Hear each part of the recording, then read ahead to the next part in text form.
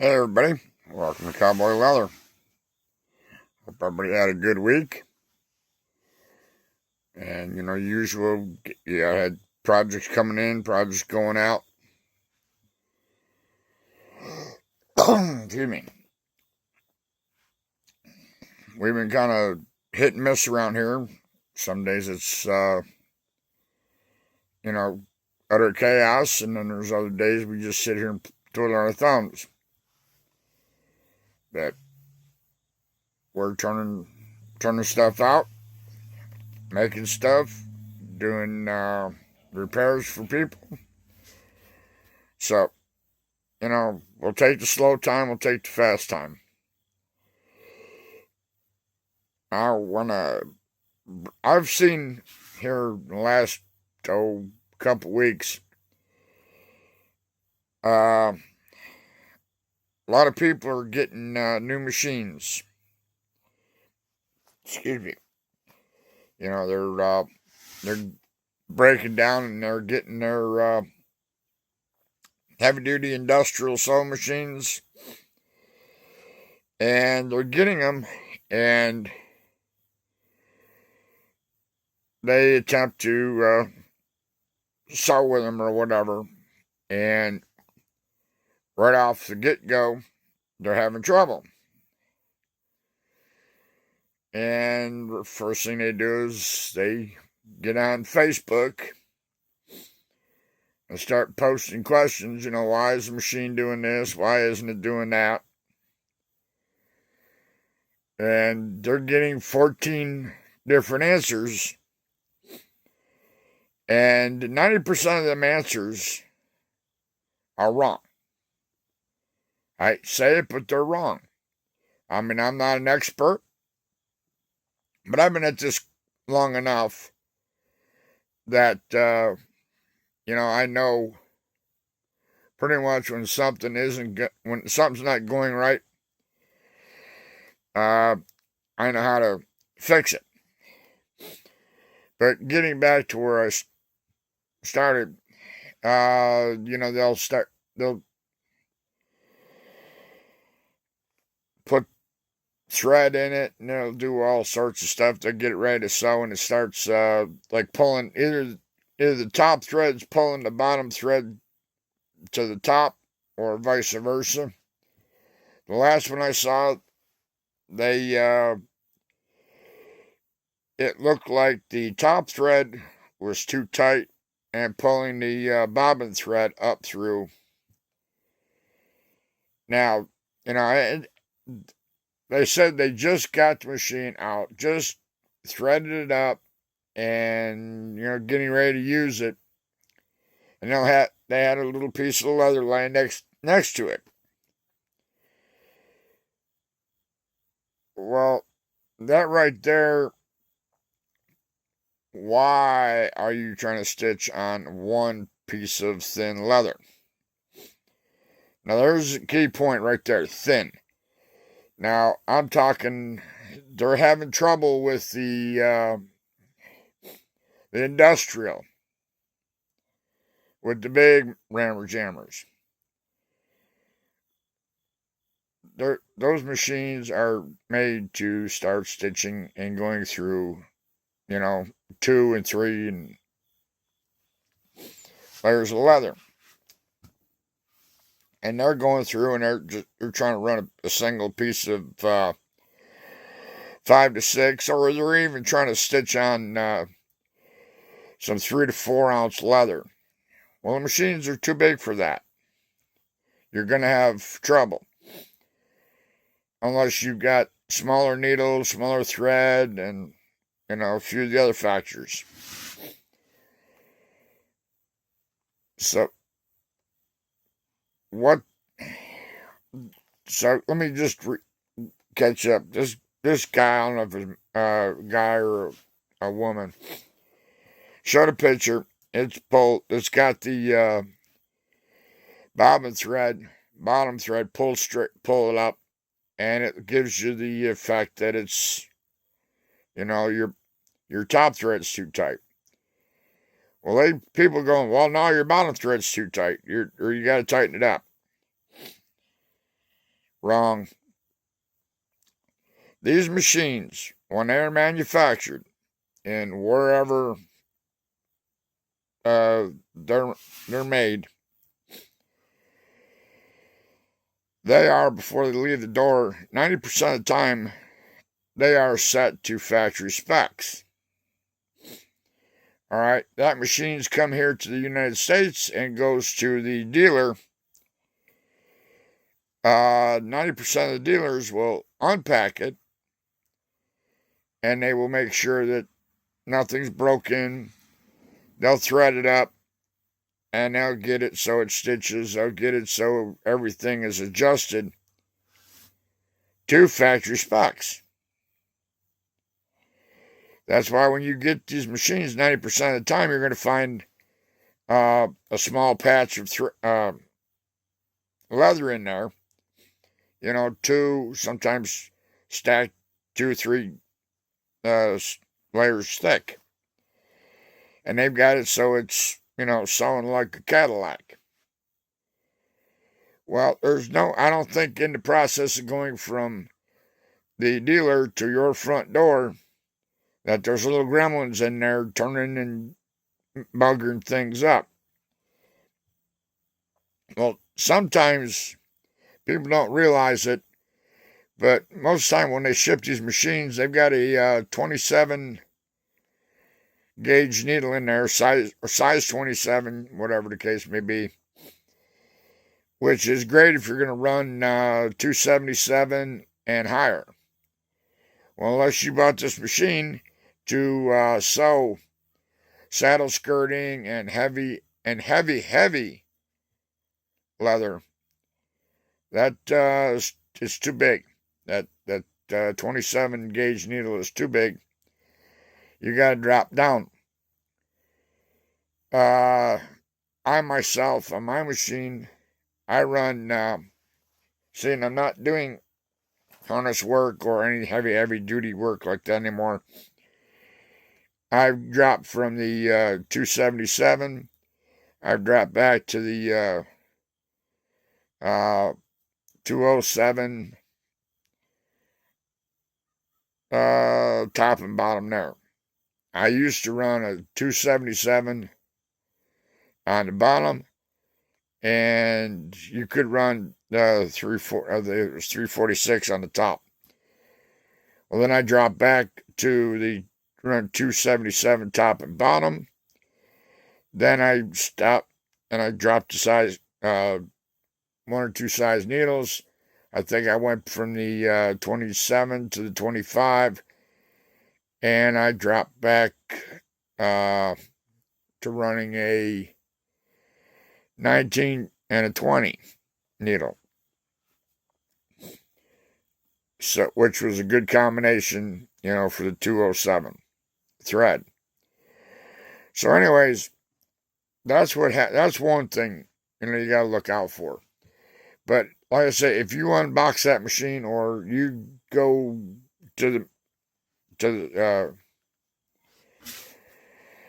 dealer and you buy it and take it home with you, it's already set up for you.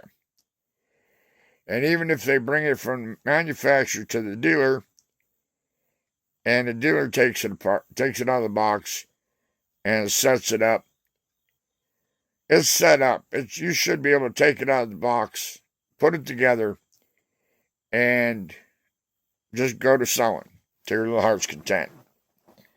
Now, a lot of times what they're going to do is they're going to take, when you get that machine, they don't pull the thread out of how it's threaded through the needle and through the guides and stuff like that.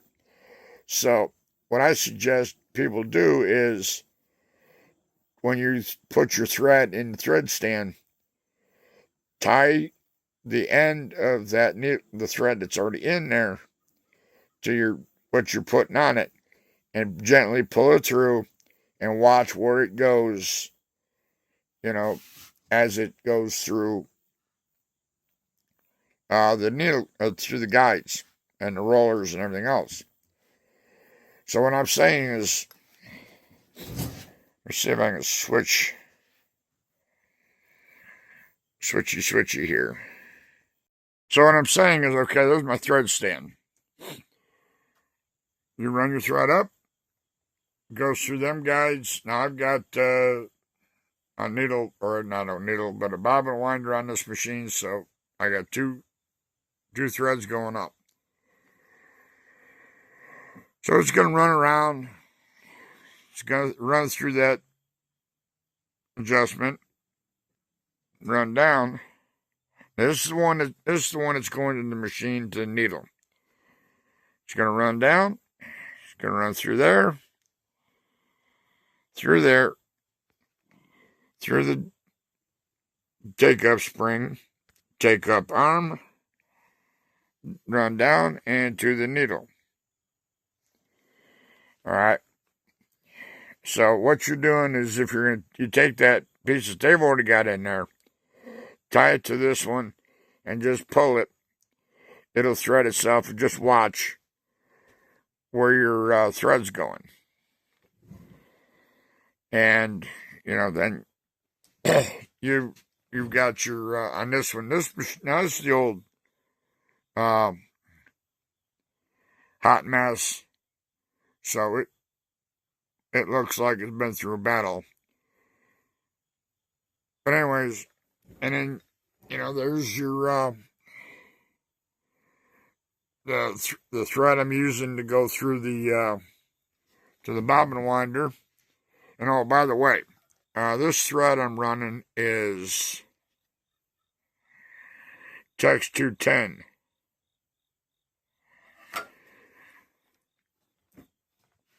So anyways, we come around here.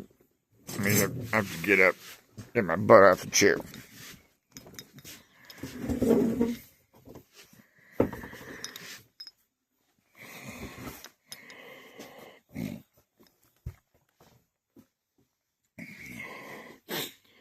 And then I haven't got a bobbin on here. And then it goes through the bobbin thread goes through that catch there. And goes down, and the bobbin goes over yonder.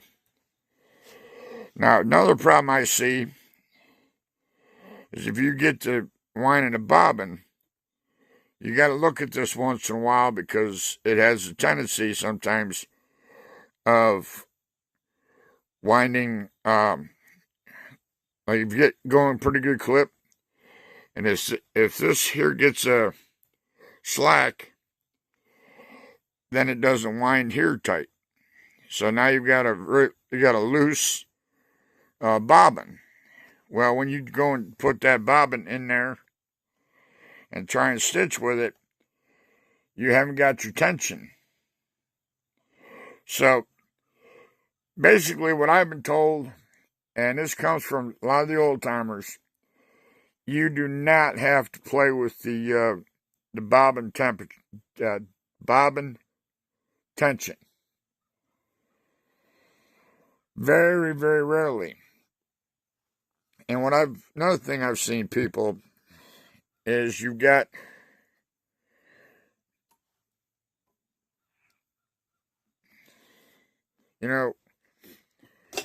when you go to stitch, grab a hold of these two tails, give it a little tweak, so when you start, everything is tight. If you start it with a loose, it's not going to start out right. You're going to have loose threads, and if you don't pay attention, by the time you get to the other end, it looks like hammered dog poo. So this whole thing on these machines, it's tension. You got to pay attention. And 90% of the time, it's your top tension. You've either got the machine threaded wrong, or something of that nature, or too big a needle. Now people go, well, how do I know which way the needle goes in? Well, let me see if I can get down here and I'll show you something.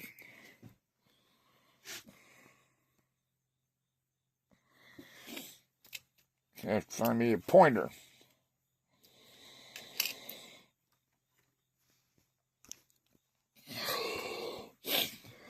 If you look at that needle, I find it here. See, it looks like it's got a little bit of an indentation right there. That faces to your right. And where it goes in,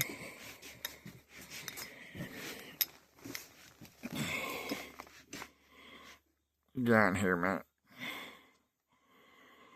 On the back of here, this needle, if you take your fingernail, there's a groove that goes from right there, goes all the way up. So when you're stitching, that thread is getting in that groove. And it goes all the way up through there. Yeah, there you go. You can see I caught it.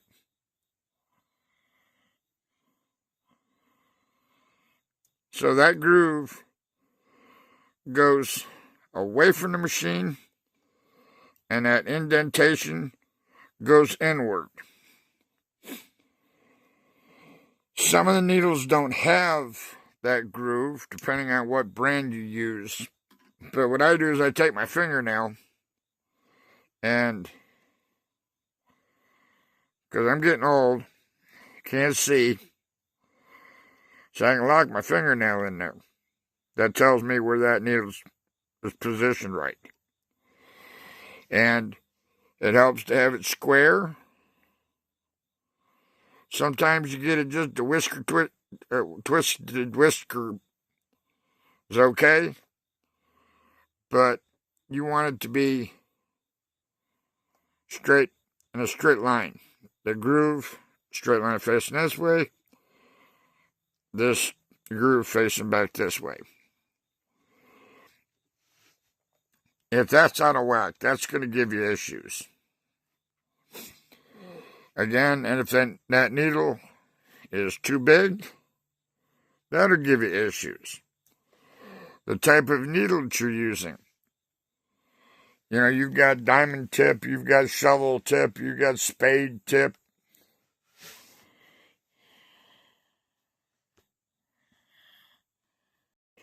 There's several types of tips on there. And if you happen to have a needle in there, and as I'm making this video, I noticed that the point of that needle is got a little burr on it. So that needle should be pulled out of there and put a new one in. Or I just take the needle out and just run it across the memory cloth and kind of get that booger off of there. But anyways, that is 90% of your trouble. You know, if your thread's not threaded right, your bobbin's wound too loose, when you start your stitching, you don't grab a hold of your ends and hold them tight. You know, you got a bent needle, you got a needle with a burr in it. Your thread's either too small or your thread's too big for what your project. You don't always go and start turning knobs and pushing buttons. And if you really want to be professional, call a company, say, hey, this is what I'm doing. This is what happened. I got it out of the box, put it together, and it's not sewing right.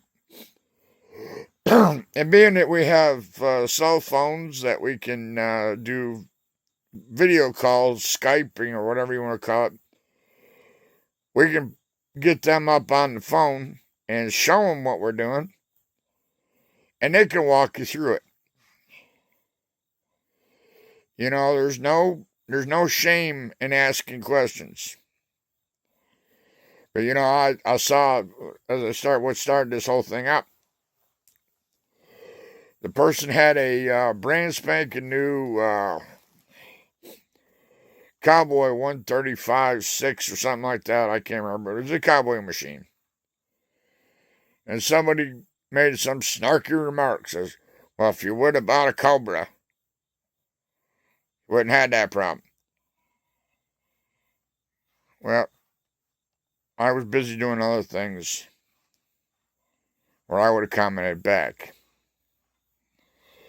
I don't care if you buy a Cobra, if you buy who you buy from now. They're all the same cotton picking machine. They're just painted different colors. In fact, I proved something to you here. Pay close attention.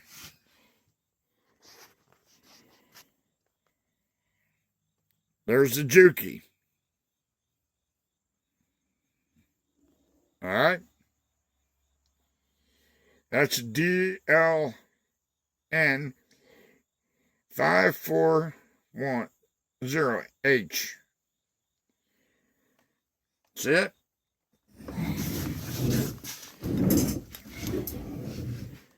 Look at here. There's a jack. Set up pretty much the same identical way.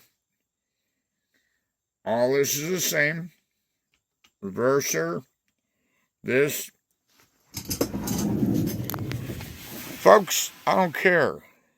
They're all the same sewing machines nowadays. They're clones. You know, if I were to swing around here and show you the hot mess, that machine was made back late 60s, early 70s, back when Ferdinand was a company. Now it's called Fernco, which is made by several other companies make sewing machines.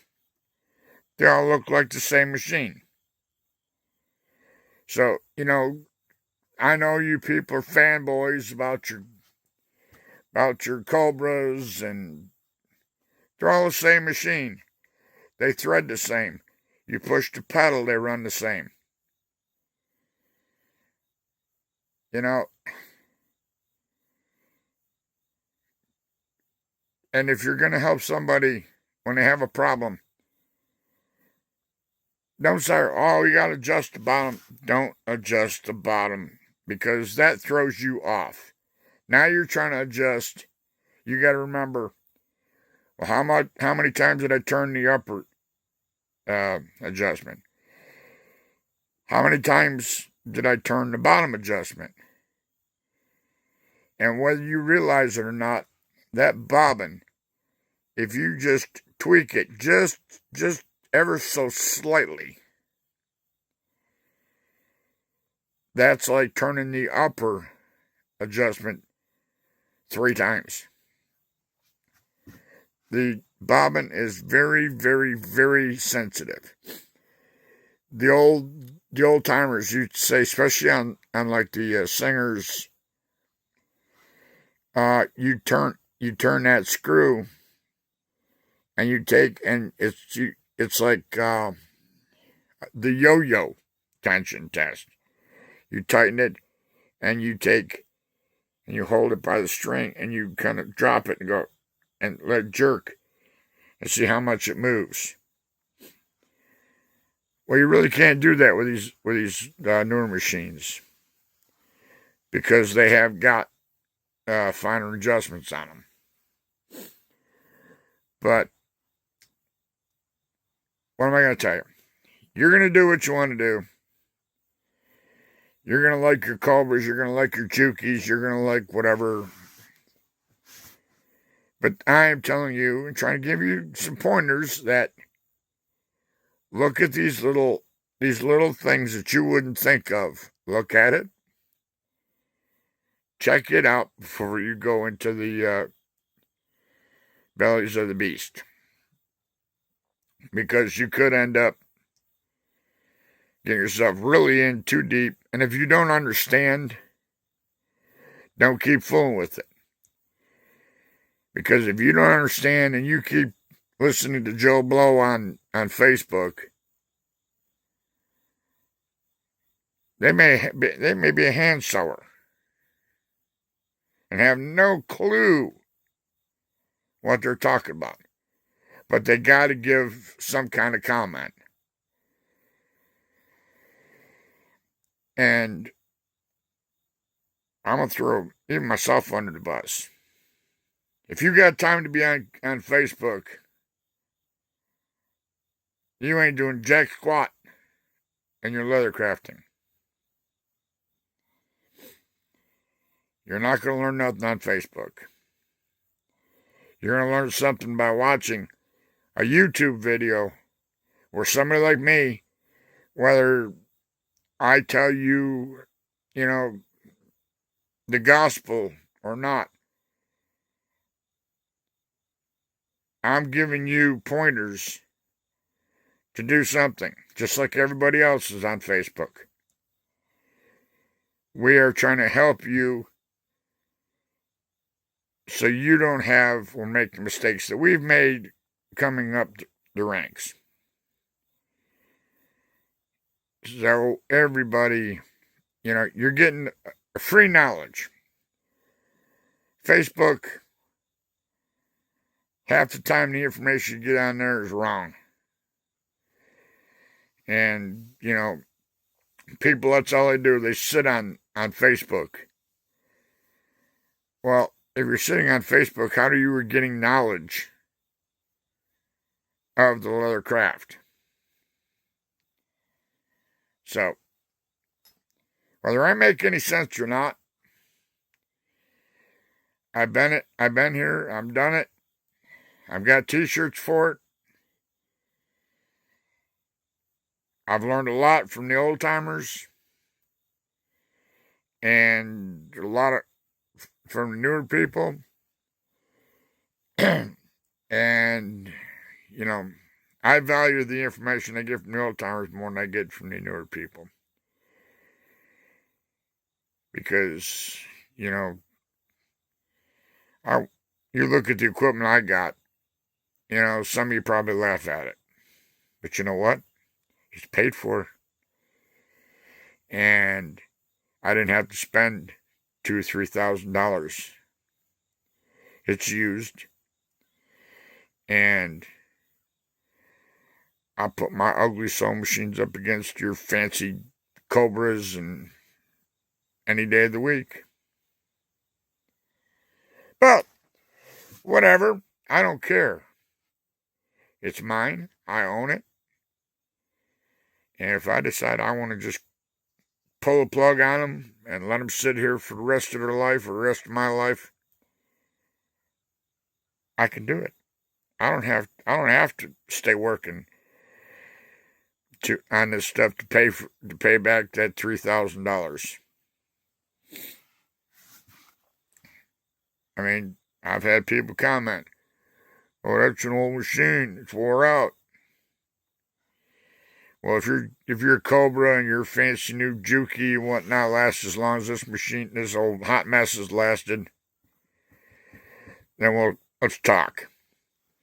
But anyways, I'm gonna get some work done here. It's a nice day outside. Do a little work here in the shop. And then I may go outside and work on my farm tractor or something like that. So, y'all have a good day. And a better day tomorrow. Cowboys out. Bye.